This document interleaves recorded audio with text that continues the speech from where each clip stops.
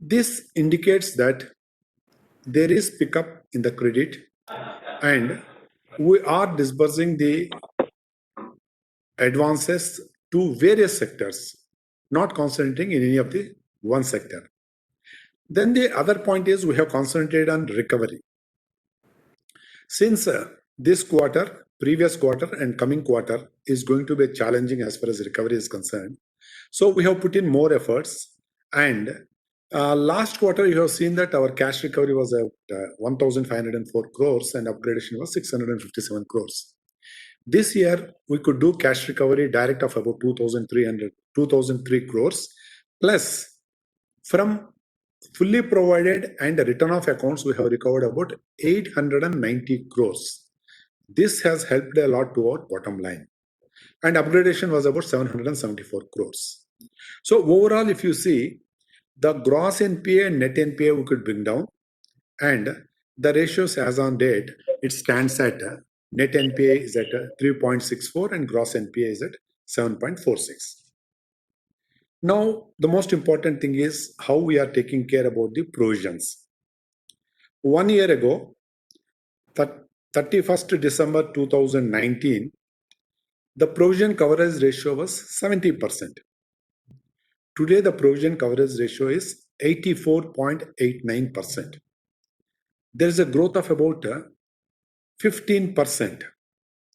This indicates that sufficient provisioning has been made in the balance sheet to take care about the future impact. And apart from this, we have also made a provision for the future NPAs, like about 1,901 crores. We have made a provision to take care about the future NPAs.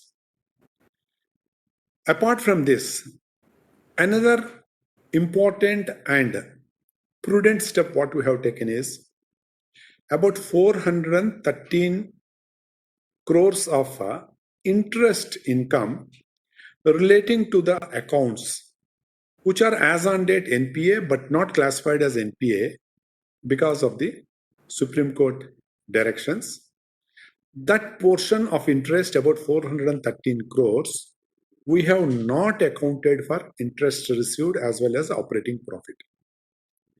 Generally, the banks make provision for this, but what we thought is one step ahead of making the provision that we don't recognize it at all, so that as on date, whatever figures we are showing you as far as interest received or in net interest income and operating profit, it reflects a more transparent picture.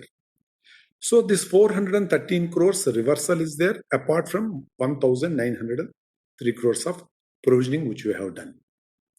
Now, as far as the interest income and expenditure, both the sides we have managed well in the sense interest income is almost stagnant if you take the 3 quarters, that is 9 months figure. And interest expenses, yes, we have reduced. And this has resulted in an operating profit of 5,382 crores, which doesn't include 413 crores of reversal amount. And provisions, yes, we want to be future ready. So we have made a provision of about 4,686 crores, taking care of floating provisions as well as the provisions that are required for the future also. Then other provisions out of this, you can see that about 1,300 crores we have made it as other provisions. And for NP about 2,600 crores. And then for income tax, yes, 361 crores we have made the provision. Now coming to the restructured portfolio, as per OTR 1 and OTR 2, which we have started from 1st January 2019 and second one is 1st January 2020, about 1,64,000 accounts are restructured under MSME. Amount is about 5,200 crores. Apart from this, there is another OTR which is in the lines of the recommendations of the Kamath committee, where in the last quarter we have given a guidance that maybe around 13 to 13,500 crores of a loan book may be one time restructured. But as on 31st December, the proposals which we received or the invocation where we have affected is about 11,000 crores, including non-fund business. For this, as per the RBI guidelines, when we implement it, we have to make a provision of 10%. But as a proactive step, in this quarter, we have made a provision of about 494 crores against these OTR accounts, so that in the coming quarters, there will not be much burden on the bank. And this has also helped us in making the balance sheet a bit strong. Now, coming to the other expenditure, people may be interested, and you may be interested to know that because of the wage revision, what is the impact that the bank is going to have in the future? As on 31st December 2020, all the arrears are paid and it has been booked in the P&L account. So there is no question of any additional provisioning which we have to make in the coming quarters, except the payment of regular salaries. So as far as wage revision is concerned, that also we have taken care. As far as OTR is concerned, yes, 50% we have taken care. And as far as the restructured accounts are there, which may be converted into NPA, for that also sufficient provision of about 1,900 crores has been done. Now let me just share with you some information regarding the pro forma NPA. Suppose say today I have classified the accounts as NPA, keeping aside the Supreme Court judgment, hypothetically, there will be about just less than 10,000 crores of portfolio can be slipped into NPA. That comes to about 150 basis points. So even though I take this into consideration, my gross NPA figure will be less than 9%. It may be somewhere about 8.95%. And net NPA, there will maybe increase of about 130 basis points. It may go up to maybe 3.93%, which is less than 4%. So with the calculation of a projected NPA as on date, still we feel that proper provisioning has been done and the ratios are within control. And the most important thing is regarding the amalgamation. Everyone will be interested to know. Now I request our Executive Director, Mr. M.V. Rao sir, who is spearheading this amalgamation process, and he will be sharing some interesting information with you. Thank you. Good afternoon to all of you. Regarding the amalgamation, just continuing with our earlier discussions, what we did. At that point, there were unified policies and harmonized products that we were brought into the common platform, where 13 products and services were made available to all the customers across the two entities. Now going forward on the structures part, now we have stabilized. Overseas is working as a single entity, and both the treasuries are working as single entity, and all regional offices which were there as amalgamated entity 210, which were optimized to 176, and all are working as a single entities. Circle offices, which both the entities were around 31, was rationalized to 24. And learning centers and inspectorates, what we have, that number is continuing because of the increase in number of the staff that is up to 90,000, that skilling and upgrading their skills are required, that we have not rationalized our learning centers. And then inspectorates that we are not reduced because of the complexities, and also new products and processes that we are bringing in that necessitates the oversight, better oversight. That's why we have not reduced the inspectorates. That is on the structured part. On the HR front, already this amalgamated entity undergone a sea change. Promotions are also taken place, and all the transfers, around 18,000 transfers in between we have undertaken. That mix up of the people is in place, and it is working as a harmonized entity. Coming to the main important software amalgamations, IT platforms, we are very happy to inform you, just 2 days back, all the branches, 10,400 branches are on the single platform now. all the products and services are available across the bank to all the customers. Now 13.5 crore plus customers are accessing to our products and services in a uniform manner without any restriction.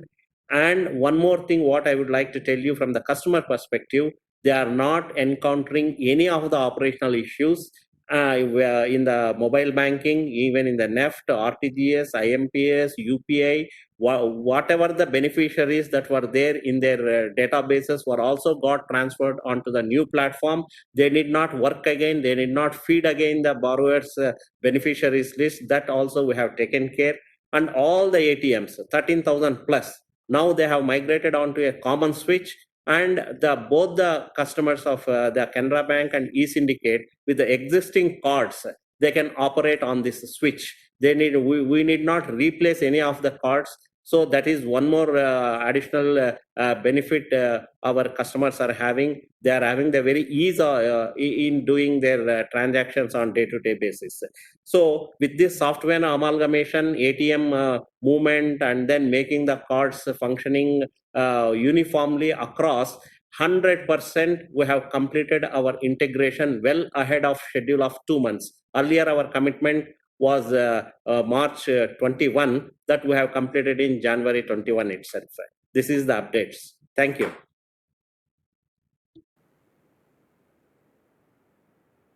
Thank you, sir. Should we start the Q&A, sir? Please. Okay. We'll take the questions.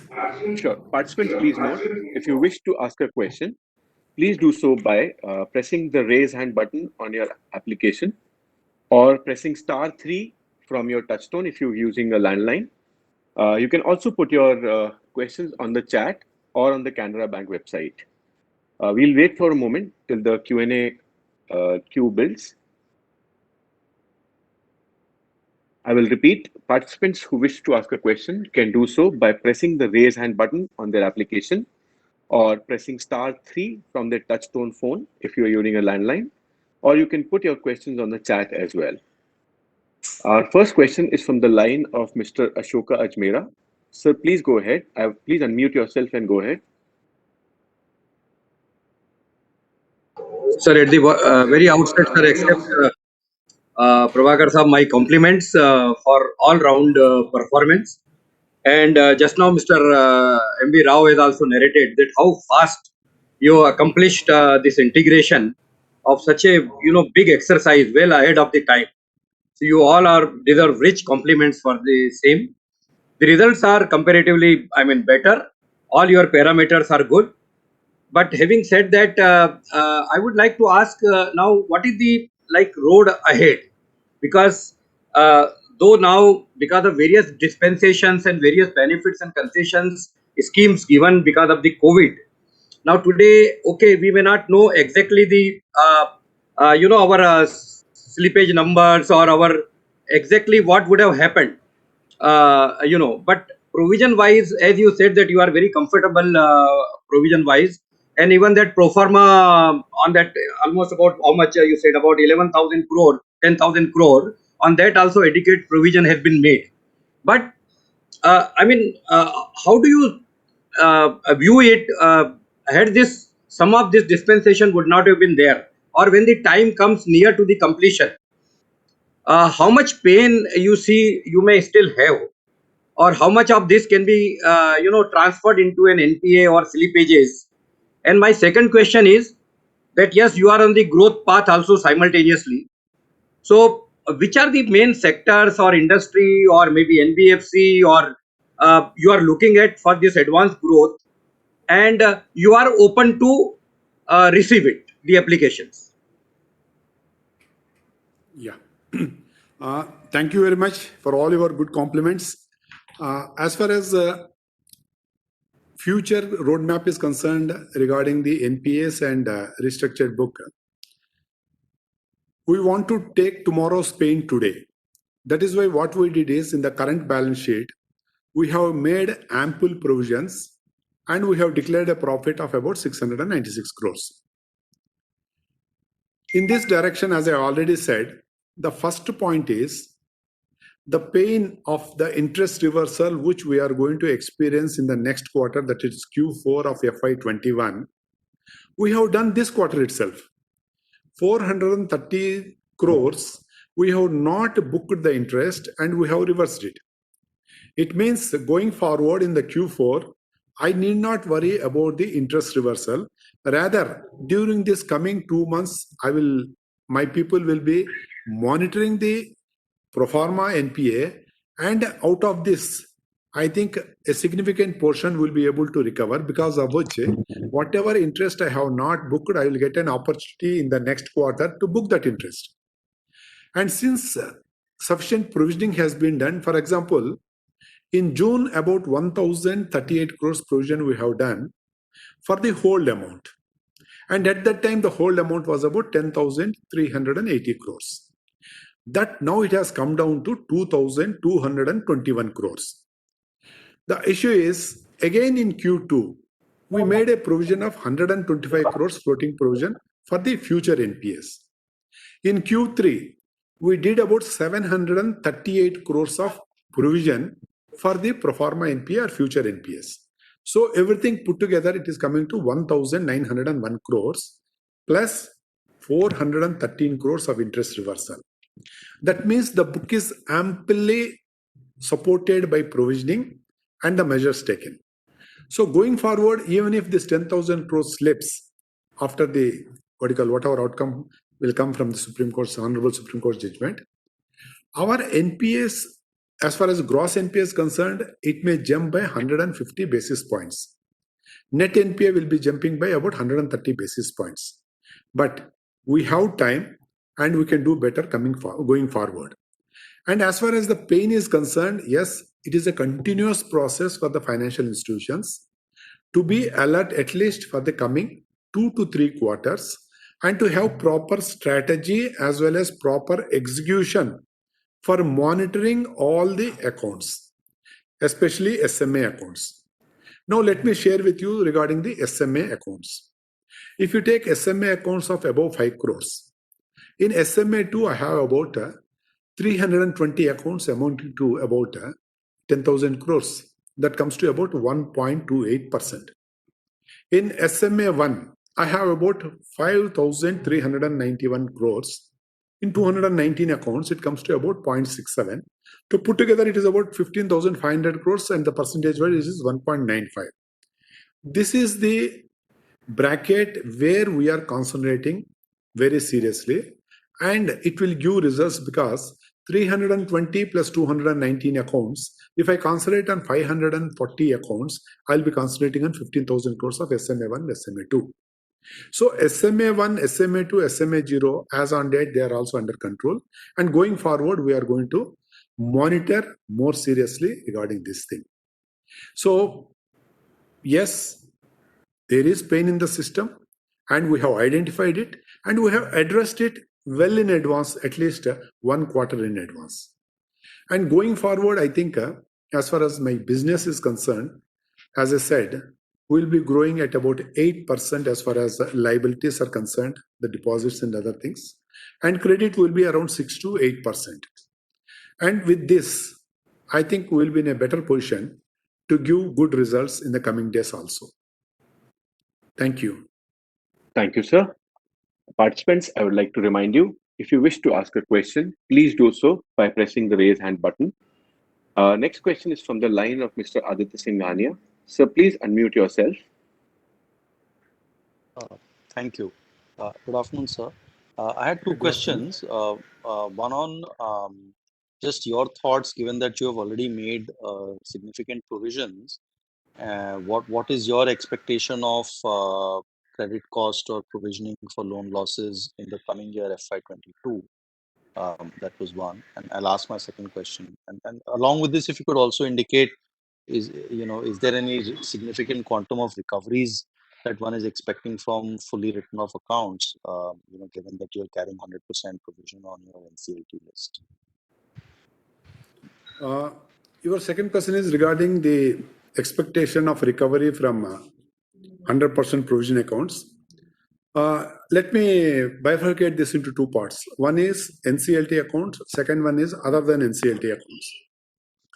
Other than NCLT accounts, yes, Canara Bank is very good in recovering the amount from those accounts where 100% provision is made. For example, in Q3, there is a recovery of 890 crores from fully provided accounts. This quarter, we have still an ambitious target to surpass the existing achievement. This is regarding the recovery from the fully provided accounts other than NCLT. Now coming to NCLT accounts. As you all know, there are good number of NCLT accounts, especially one or two accounts, where every bank is expecting a resolution very soon. If suppose, since it is in the public domain, I can take the name also. If it is Bhushan Power and Steel, if it is resolved, we have an exposure of about 3,000 crores, 100% provided. Whatever recovery I get, say around 50%, so 1,500 crores of provision will be returned back. And my gross NPA will be coming down by about 3,000 crores. So another small accounts are also there. But during the current quarter, I don't say there is a good recovery from NCLT accounts, but we could get in 18 accounts about 287 crores of recovery in the NCLT accounts also. So this is regarding the recovery as far as the fully provided accounts are there. And here the plus point for Canara Bank is the provision coverage ratio as on 31st December 2019 was only 70%. Today it is 84.89%. This shows that wherever and whenever I recover money from the NPA accounts, it will directly help in reversing the provision.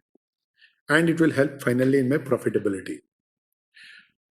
Next, FY22, we see a very stable business for Canara Bank because during the worst times, Canara Bank has shown the results with adequate provisioning and with a credit growth as well as liabilities growth and a stable balance sheet. So I strongly feel that FY22 will be very encouraging and very prospering. Thank you. Thank you. I just have another question, if I may. Please. So you've already raised a significant amount of capital now. And you also have significant values from in your subsidiaries. Just wondering on when you would like to monetize some of that value, and in case you're planning another capital raise in the next maybe 1 or 2 years. I should thank the investors. In the last calendar year, that is in March 2020, we have raised about 3,000 crores of Tier 2 Basel III compliant bonds at 7.18%. And afterwards, again, you all know that we have come out with the 81 bonds of about 1,184 crores. We have raised at 8.3%. Then QIP, we have come up with 2,000 crores and it was oversubscribed. And really, I should thank my investors. It was oversubscribed by 2.5 times. Then again, we have come up with 81 bonds of about 1,635 crores we have raised, because of which today my CRAR is at 13.65% and CET is at 10.45%. So I can say, as on date, my capital is comfortable position as far as the regulatory and growth is concerned. Now the second point is subsidiaries. I have 9 subsidiaries. All 9 subsidiaries are doing good. They are giving me the dividend and they have good value. And in future, I will get still further very good value. As on date, Canara Bank as a standalone is capable of generating operating profit and net profit, and also is in a position to raise the capital as and when required. In the given situation, I think it is good to hold on for the subsidiaries till such time when excellent valuations will come. Till such time, we don't take any call on the diluting our stake. Thank you. Right. Just as a final observation, our only observation was that rather than diluting stake in the bank itself at such a low valuation, would it not be better to sell stake in subsidiaries? But yeah, We will wait for the appropriate time. sure, sir. Thank you. Thank you. Thank you, sir. Our next question is from the line of Mr. Pranav. So please unmute yourself and go ahead. Hi, thanks a lot. Hi. So could you repeat what you said about restructuring? So there is around 5,000, I think 300, 400 crore of restructuring, on which you have done some provision. So I missed that provision number. Yeah. My executive director, Mr. Mukherjee, who is handling this recovery, he will elaborate in detail. Please, Mukherjee, sir. Good afternoon. Now, so far as the restructuring under OTR, one-time restructuring is concerned, the data which we had told you earlier for MSME, it was 1,64,000 odd accounts amounting to 5,200 crores. So that was one data. Now, so far as the corporate OTR scheme is concerned under under Mr. Kamath committee, there we have so far received application for invocation amounting to around 11,000 crores as against our earlier submission of 13,500 crores. So that was the data which it is still under work in process, the second one. So that is why, because these amounts have been invoked. So from that only we are now telling you. Right. And you have done 10% provision for the 5,200. Yes. Yes. So 520 yes. crore? Because this, as and when we do, we will provide. Right. Right. Sir, also you said in the discussion that there will be a 150 basis points jump in the GNPA and 130 basis points in NNPA. So this is about pro forma or about current reported? It is about pro forma. It is about pro forma. As we have already shown earlier, that as against this gross NPA ratio of 7.46, we are expecting it to become 8.95. So roughly that increase we are seeing if everything slips, whatever we have assumed to slip. Right. So there is one little confusion. So after this pro forma is materialized, do you see more pro forma arising in Q4? Like suppose whatever is pro forma gets into slippage and is converted into GNPA. About that also you think that there is a considerable pro forma divergence that will happen in next quarter? We have tried to do a thorough analysis in arriving at these pro forma figures. During course of this quarter, till the Supreme Court verdict is out, we will not stop recovery in these accounts also. So it may be something otherwise that this pro forma amount may actually come down a bit. Okay. Thank you, sir. Thank you, sir. Our next question is from the line of Mr. Ashok Ajmera. Please go ahead, sir. Sir, thanks for giving the opportunity once again. Sir, what is your collection efficiency in this quarter, and how do you describe this denominator and numerator of the collection efficiency?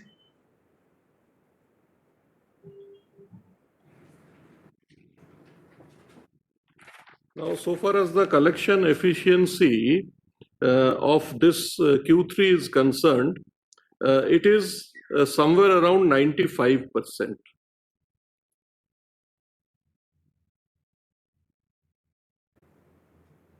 Okay, sir. Are you with us, Mr. Ajmera? So we have a next question from the line of Ms. Pooja. Please go ahead. And please unmute yourself and go ahead. Yes, hello. Yes, please. Yeah, I'm from HSBC Asset Management. My question is that on credit growth, the credit growth has been dismal for past 1 year. So how are you approaching the same going forward? As far as growth is concerned, the business growth, if you see the domestic credit growth, it has grown at 7.55%. And domestic business, it has grown at 8.7%. And deposits, domestic growth is at 9.5%. And if you see in absolute terms, the amount of business which we have added in the last 1 year is about 1.27 trillions. And out of this, if you see the savings bank, which we have added, is about 40,000 crores. And term deposits is about 64,000 crores. So business, domestic business is growing very well. But as far as the international business is concerned, when you discuss about the global business, there is some reduction in the sense global business has grown by 6.97%, that is roughly 7%. And global deposits have grown by 7.8%, and global credit is by 5.8%. In the international arena, we have taken a calculated call to consolidate during the current financial year and then go ahead in the coming quarters.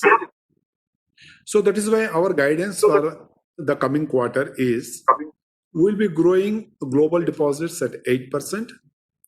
Business also will be roughly somewhere about 8%. And credit will be somewhere about 6 to 8%. Thank you, ma'am. Thank you. Thank you. Thank you, ma'am. Thank you, sir. Our next question is from the line of Mr. Saket Kapoor. Sir, please unmute yourself and go ahead.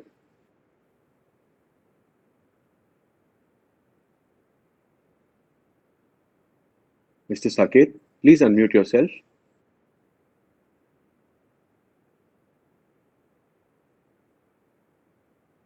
Okay, we'll take the next question from the line of Ms. Mona Khetan. Ma'am, please unmute yourself and go ahead. Hello. Hello. Yes, ma'am, please. Yeah, hi, sir. Good evening. So, Hi, madam. on the restructured book of, I think all the corporate and MSME loans add up to about 15,000 crore for you. And you mentioned slippages of pro forma slippages of about 10,000 crore. Are there any overlaps between the two? Madam, the issue is that out of this 15,000, as you said, 15 or 16,000, 11,000 is still work in process. So if you recall, even if these accounts slip, it will come back to the original IRAC status once the restructuring is completed. So this is one part where we don't expect much slippages. Now, so far as the other part is concerned, which we have already done, that is the OTR 1, OTR 2. Some slippages have happened, but then not overwhelming amount, because many of these restructuring has happened during this financial year as well. So that way, the whole purpose of restructuring is to give it such a tenure for term loans and the working capital, so that the cash flows will permit to run the company in a proper way and it will not slip. So we don't expect much slippages. Yes, we cannot rule out 100% that yes, no slippages will be there. That nobody can predict, but mostly it will be standard assets. Sir, what I'm also trying to understand is of this 11,000 crore that is still work in progress, there could be some accounts that are already 90 plus DPD. And even though you may be planning to restructure, they may have been in the notional slippages for you. So what would be that quantum? Future. We have very few accounts which have now crossed this 90 days status. But then that amount is about roughly 1,300 crores. So that way, yes, you can say there is a possibility of this slippage, but then again, it will come back to the original status. Okay, so 1300 crore could be part of the notional, NPA for you, which is part of the pro forma NPA, but they may get upgraded once the restructuring is done. Is that a fair understanding? Exactly, Okay. madam. Exactly. Got it. And under ECLGS, if you could share what have been your disbursements under both 1.0 and 2.0? Here, let me share with you. Under GECL or ECLGS, we have sanctioned 4,75,000 odd accounts amounting to 10,000, more than 10,000 crores. And out of that, disbursement has been somewhere around 9,500.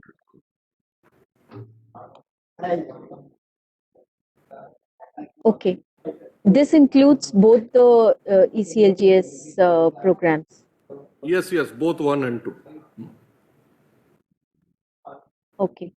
And while for now asset quality parameters look very contained, whether we look at pro forma slippages or the restructured book, do you envisage tail risks from as we go ahead, especially once the Supreme Court dispensation is done with? No, as we have already explained, or we tried to explain, that we have made a detailed analysis in arriving at these pro forma NPA figures.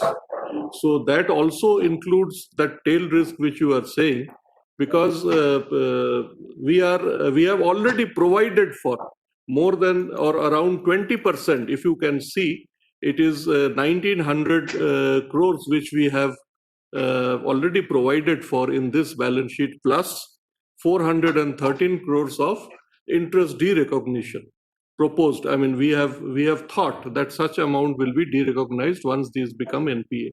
So this is somewhere around 20% provision. So we are well ready for this these slippages. And as I also told you, out of this pool, some of them will also be recovered, because that recovery process is always on.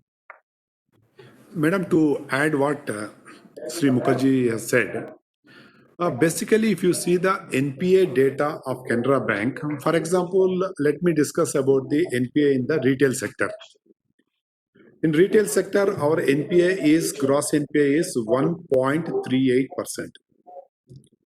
Out of that, under housing, the NPA is 1.21%. Vehicles loan, it is 1.76%. Education loan, it is 0.95%. And personal loans, it is 1.84%. So even if there is some tail risk as far as slippages are concerned, it will not be significant. And the way in which we are making the balance sheet strong, effect will not be visible in the coming quarters as far as the provisioning and other things are concerned, since in advance we are doing the provisioning for these things. But as you said, yes, there will be some effect, which we call it as tail effect. It will be there. Got it. And lastly, the collection efficiency number that you shared, 95%, does this include the collection and demand only for December month, or would it include the arrears as well? Ma'am, actually, we include the policy called DCB, Demand Collection Balance. As per that, we will be doing that.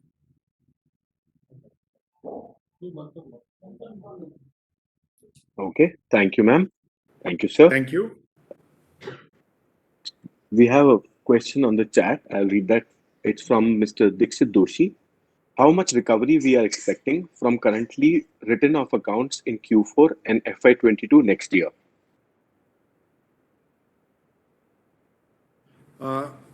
Let me take you through the present recoveries. This quarter, as far as written off is concerned, we have recovered about 890 crores. Q2 FY21, we have recovered 449 crores when lockdown was there. And now going forward for Q4, we are expecting the figure under recoveries under return of will be more than 890 crores. Then as far as FY22 is concerned, we'll be trying to maintain the momentum which we have gathered in Q4 of FY21. However, as far as cash recovery and upgradation is concerned, we are targeting for the Q4 about 6 to 7,000 crores of recovery under cash recovery as well as upgradation. That is our guidance, ma'am. Thank you. Thank you, sir. Next question is from the line of Mr. Jay Mundra. Sir, please unmute yourself and go ahead. Yeah, hi sir. Good afternoon. I have a couple of questions. First is, sir, what is the net interest margin for the quarter? What we have given is the 9-month number. So that is one question. Yeah, you can go ahead. Any other question? Yeah, second, sir. So yeah, I have a few of them, sir. And second is, sir, the restructuring slide. At least to me, it is a bit confusing. So one, I mean, if I were to look at the total restructuring outstanding plus invoked, what is that number? Is this number 5,200, which is MSM 5,800 plus 5,036 plus 9,794, or I mean, what is the total grand total? Okay. Shall I answer? Yes, sir. I have few more questions, but yeah, no issue. I'll take all those questions. First one is regarding the NII. For December, it is 6,081 crores. And this 6,081 crores does not include 413 crores, which we have reversed notionally. And this comes to about 21.47% YOY growth as far as 3 quarters are concerned, as on December 19 and December 20. That is regarding the NII. As far as the restructuring, that is a format which we have given wherein we have said that OTR 1, OTR 2, that we have given in the bottom, that is regarding the MSME restructuring under OTR, where the outstanding is less than 25 CR. In that, 1 and 2 put together, this is from 1st January 2019. The number of accounts is 1,64,000 and the amount is about 5,200 crores. Now the top column is what we did is we have bifurcated for further clarification, stating that about 9,794 crores is the OTR as per the Kamath committee recommendations, under which under corporate we have did. And under retail, it is about 300 crores. 36 crores retail personal and 58 crores retail housing. This we have already implemented. And we are expecting about 76 crores under personal, 130 crores under housing loan to be implemented but invoked. Like that, we have bifurcated the figures, but overall figure is 5,200 crores plus 11,000 crores. Okay, so this 5,800 crore, which is the line number 1, right? Yes. Where is this number then? I mean, ideally, it is not exclusive figure. It is a part of many figures. Okay, so the total number is. So that is why, for your clarity, I am giving the total book is 5,200 plus 11,000. Right. Okay, great, sir. So that is helpful. Second, Please. sir. Yeah. In terms of collection efficiency, so you had mentioned 95% is the collection efficiency. And if I look at our SMA 0 plus 1 plus 2, then that number is 2.8% or maybe 3.6%. So I'm a bit confused. I mean,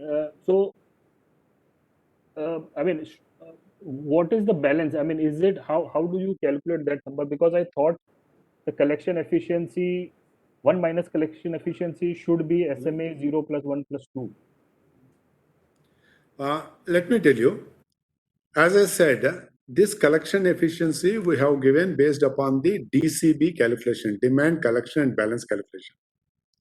So wherever we have not received the installment, that we have computed as balance.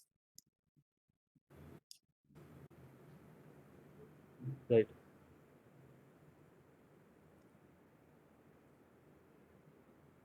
Okay. Thank you, sir. Next, any other question? Thank you. Yes. So just last two questions, sir, from my side. Please, One please, is, please. yeah, sir, if you can share that deferred tax asset, because maybe from next year onwards, when you intend to shift to the new tax regime, probably you will have to take a write-off on DTA, because now if you are in steady state kind of a slippages trajectory, then probably you will look to migrate to the new tax regime. So what is the DTA number that we have? Yeah, let me introduce my Chief General Manager and CFO, Mr. Ramchandra. Please, Ramchandra, can you respond? Yeah. Good afternoon. So DTA number is around 12,000 crores, and of course we have taken a appropriate permission, and it is a commercially justifiable for that. We are not going for a new tax regime, and we are, as per in accordance with the merger, we are getting the benefit of merger where there is a taxable loss. So we are not going for a unit. We need not go for immediately for that change of act. Okay. Right. And sir, if you can highlight the top five individual account sector which have come for the COVID restructuring out of that 11,000 crore. So the top account maybe of large organized retail, then it could be, I would just need the sector of the top five accounts. Sir, if you see the OTS portfolio, it is retail and corporate is 80-20. That is 80 is corporate, 20 is this one. Out of this 80 corporate, major portion is one account, which is a steel account. Sir, I'm asking about the one-time restructuring, 11,000 crore number. Yeah, that's what. Under 11,000 crores, 20% is about retail and 80% is corporate. And under corporate, there is one big account, which is a steel account. So the major portion is going to steel sector. And 20% is going to personal and housing loan sector in retail. And the other is, it is spread over, not concentrated in any one of the sectors. Right, sir. Okay, sir. I have few more questions, but I'll come back in the queue. Thank you. Thank you, sir. Thank you very much. So we have a few questions on the chat. I will read them before we go to the next question. And I'll remind the participants, if you wish to ask a question, you can do so by pressing the raise hand button or putting on the chat. There are a few questions from the chat of Mr. Saket Kapoor. He wants to know, sir, steps taken to improve the image of the bank being a PSU, bank's shareholder rewarding policy and ROA targets.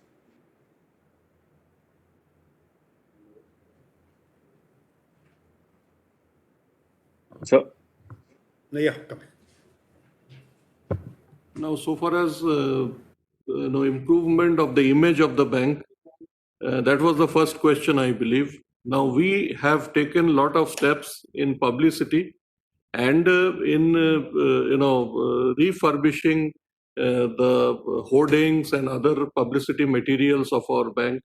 We have also gone in for social media in a big way to put forth the bank's image as a strong and one of the largest lending institutions in the country. So we believe that the image makeover, which is actually not required because Canara Bank is known by most of the our customers as well as most of the general public, but still after the merger we wanted to make our image more clear. So we are on the job, and you may be also witnessing a lot of changes in our publicity. What was the second question? Can you please repeat? Yeah, further, just I would like to add regarding this. Our bank has already embarked on the digital journey and on the social media, and to get the millennials and also the new gen customers. It is totally now we are moving on to the digital platforms where we have data analytics team and also data scientists who are continuously working. So we are also working on our upselling and cross-selling from the existing 13.5 crore plus customers database. Further, let me add, recently the DFS has ranked the banks in terms of performance under various parameters. As on September, results are out, and Canara Bank is ranked as third best bank. And we are ranked as second position as far as governance and outcome-centric HR practices are concerned. And the other thing is deepening financial inclusion and customer protection. And we got third position in institutionalizing the prudent banking. See, customer protection and customer service, in this we give lot of importance. And because of good customer service, the image of the bank is now on a very high scale. We give lot of importance to customer facilities and customer convenience and ease of doing business by the customers with the Canara Bank. I think this is the way in which we see that the image of the Canara Bank is reflected and projected in a proper way. Can we have your second question, sir? Yes, sir. Bank's shareholding rewarding policy, ROA targets. Can you please repeat? Could not get your point. Bank's shareholder rewarding policy. Rewarding policy. Yes, sir. Yeah, we have policy, and this policy is as per the industry best practices policy. However, as you know, ours is a public sector bank, and we follow the instructions of the regulators and also the government of India in the best interest of the stakeholders and also the shareholders. We will be implementing and we will be trying to give the best as and when it is possible and it is permitted. Thank you, sir. The ROA targets? ROA, yes, we have targets. As on standalone basis for this quarter, it is about 0.24, but cumulative it is 0.19, and we are proposing to have 0.22. Okay, sir. We have another question on the chat from Mr. Avinash T. In MSME, how have accounts been selected for GECL versus OTR scheme? What has been the historical slippages from MSME restructuring? As far as guaranteed emergency credit line is concerned, as per the government guidelines, whoever is eligible, we have given 20% of the outstanding as the additional facility to about 4,44,000 borrowers. And this has really helped the MSME entrepreneurs to bring their business back into full steam.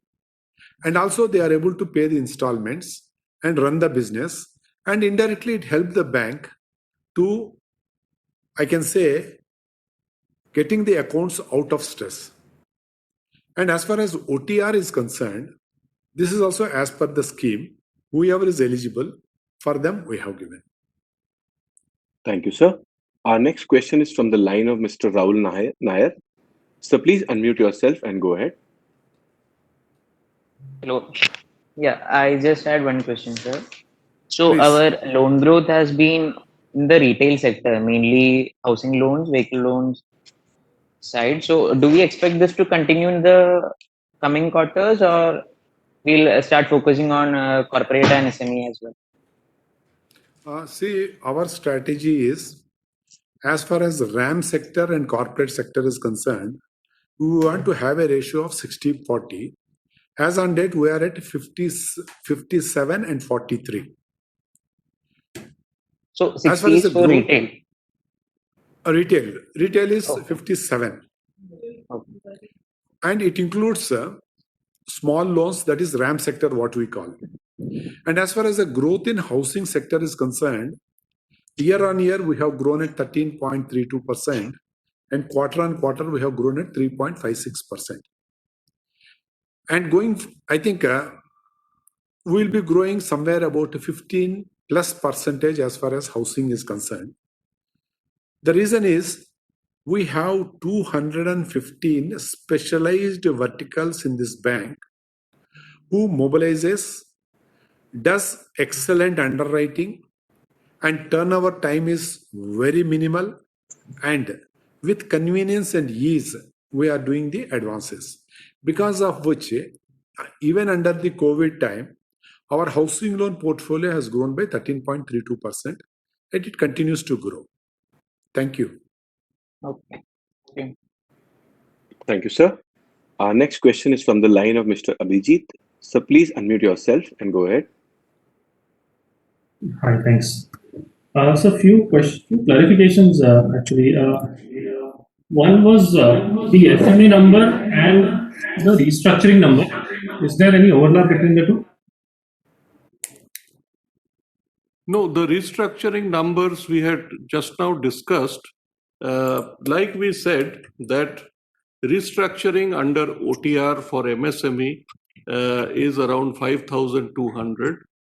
Along with that, the proposed restructuring numbers is 11,000. So you can add up. That is the total restructuring number which we have. And the SMA 1 and 2 about 15,000. That is separate from this. SMA 1 and 2, it cannot be told to be separate, because these restructured or to be restructured accounts, they also come under this category. So Right. it is a composite group. So so the overlap would be significant between the two buckets. Pardon? Can you please repeat? No, see the overlap between the 15,000 crore, let's say SMA 1 and 2, and the similar number in the restructured bucket. That is just a coincidence. It is not that all these restructured or to be restructured are coming under this. There are other accounts as well where we are not doing restructuring, which are under SMA 012 also. Okay, so that's the overlap that I was looking for. Overlapping is there, always there. Okay, fair enough. And the SMA number, it's about 5 crores, right? So if you can give us the number on the overall loan book, that would be helpful. Actually, this is what we disclosed to RBI. So that is why we have shown you this number. So SMA above 5 crores, and these are representative numbers, you can say. So our SMA, total SMA at 3.63%, and now it is much less, 2.80. Now it is 2.80. So this can be taken as a representative number. Okay. And sir, last one on capital. So we managed to raise about 2,000 crores, which is lower than what we initially planned. And you said that there's no plan to sell stakes in any of the subsidiaries. Would this imply that you would look to raise capital again in the next, let's say, 12 months? As on date, we have sufficient capital, CRAR at 13.69 and Tier 1 at 10.45 and common equity at 8.77 is sufficient for us. And in the future, we will be taking a call as per the direction of the board. Thank you, sir. So I have one last clarification on the FITL slide. It looks like there is not much of a reduction on a quarter-on-quarter basis. How do we look at that number then? Does this potentially become part of the restructured book, or it is already part of that? No, slide see, 38. these are two separate entities. This FITL is what the interest for CCOD accounts we have capitalized, and these are to be paid by 31st of March. So this has got nothing to do with restructuring per se. This is not that FITL what we normally use for restructuring. This is a separate thing as per RBI guidelines, which we had done. So this is 2,200 odd crores, which we have already published in our presentation. But that number has not seen much of a reduction over the last 3 months. So that's why I was wondering. No, they are supposed to pay by 31st of March. So if somebody is paying, they are prepaying it. Okay, understood, sir. Thanks a lot. Thank you, sir. We have one question in the chat. I will just read it out. It's from the line of Mr. Rahul Gupta. Can you explain